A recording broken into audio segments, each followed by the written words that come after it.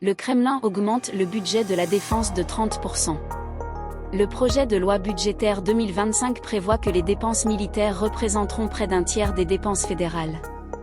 Au même moment, le Kremlin a appelé 130 000 jeunes au service militaire.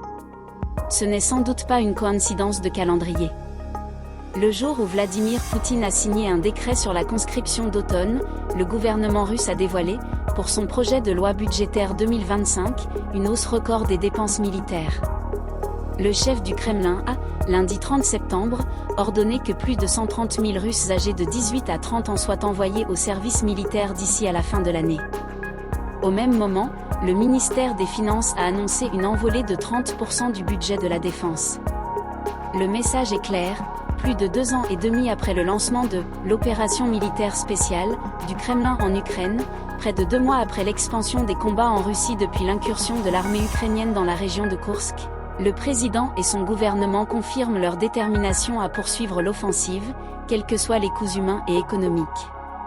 L'état-major général des forces armées a certes déclaré que les jeunes appelés dans le cadre de la conscription d'automne ne seront pas impliqués dans les zones de l'opération spéciale. Pareilles promesses ont déjà été tenues régulièrement à partir du 24 février 2022 et le début de l'offensive en Ukraine.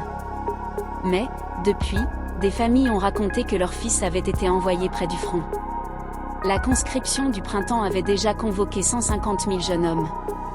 Et, le 16 septembre, le Kremlin a officialisé un décret ordonnant une hausse globale de près de 15% du nombre de soldats, en le portant à 1,5 million contre 1,32 million actuellement.